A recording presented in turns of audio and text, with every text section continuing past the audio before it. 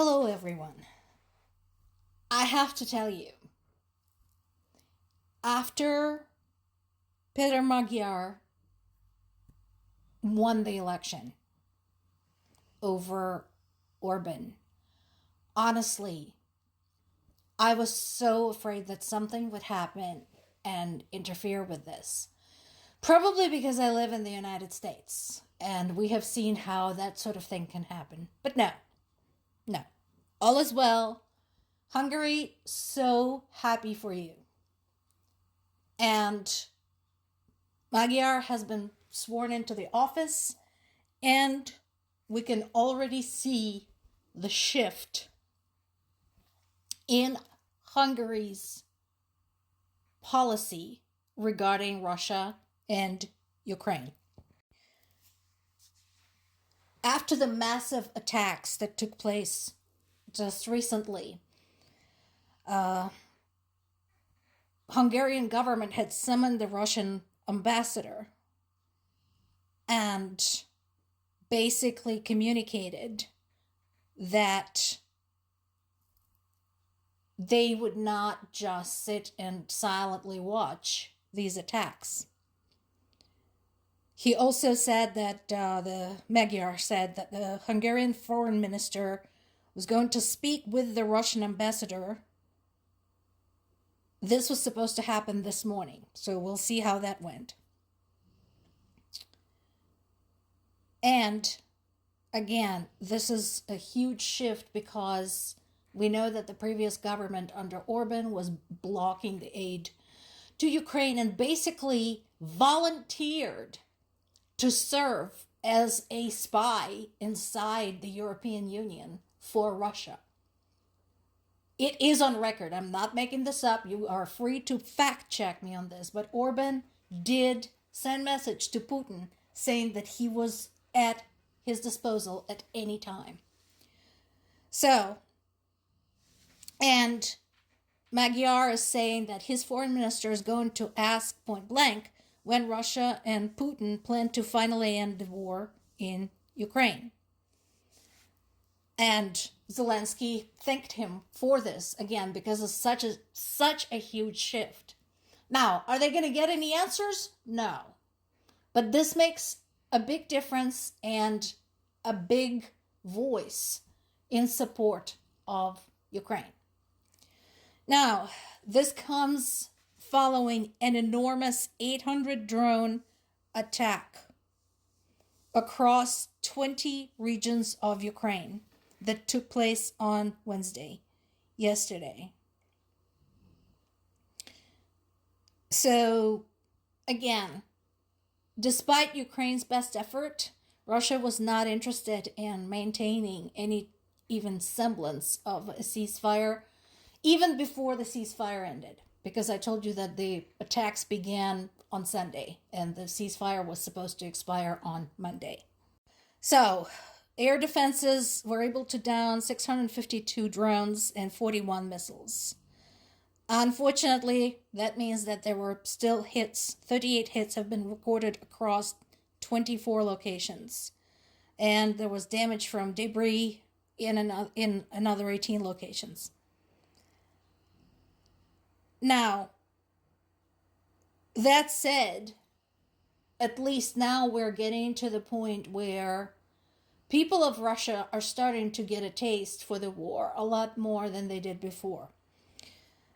Here's a sign. The governors of 2 Russian regions that are border regions have stepped down and their replacements had already met with Putin.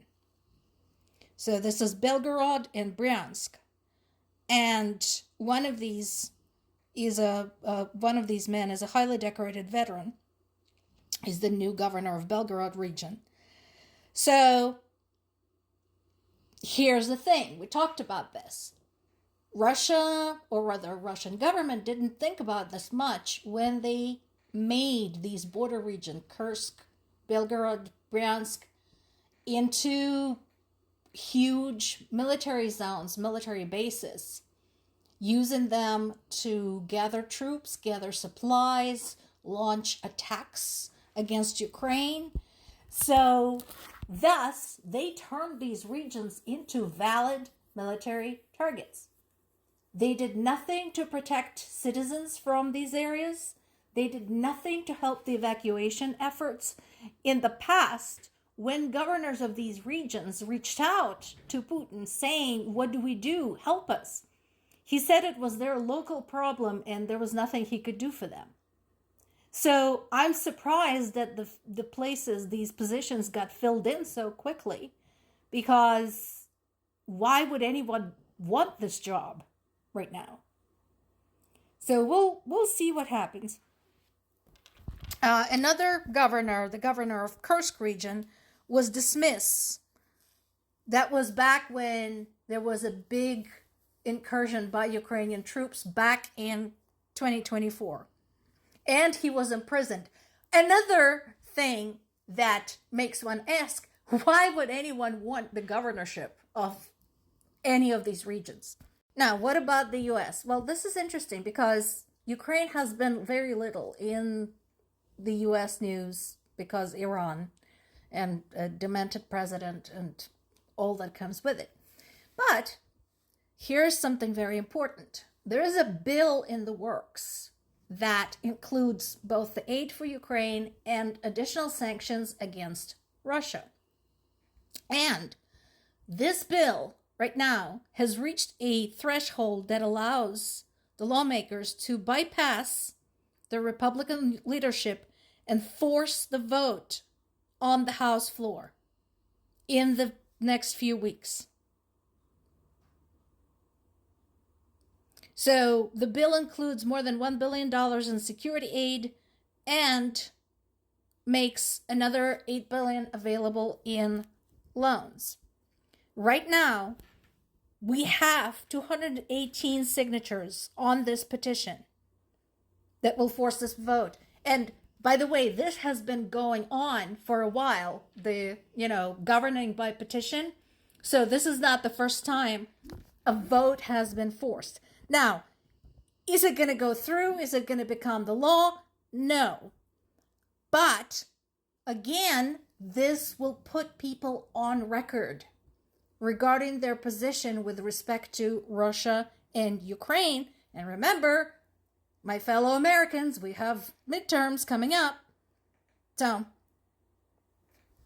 there is that. This is important. It's a small ticker item when it comes to American politics. It's not what people are worried about right now, but I did want to bring this to your attention. It's certainly important to me.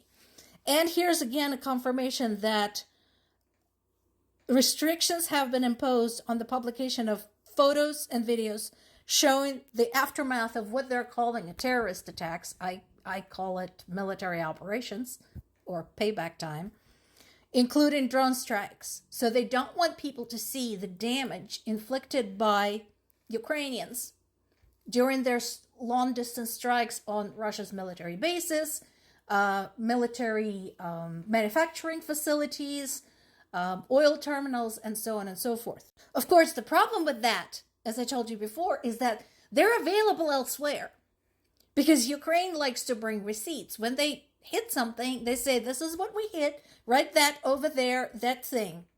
And here's the satellite photos, here's the telemetry, here's the video from the first-person view drone. So it's not like the information is just going to disappear. It's already out there. It's already happening. Plus, there's Russians themselves on the ground where these things are happening that are likely going to continue posting one way or the other.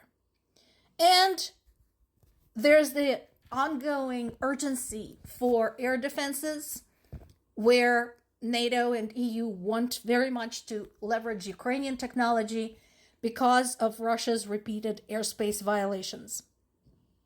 So we'll see how that goes. And again, I want to point out to everyone involved, judge by the actions. When it comes to the actions, Ukraine has proven itself to be a kick-ass ally in this and many other respects. More to come.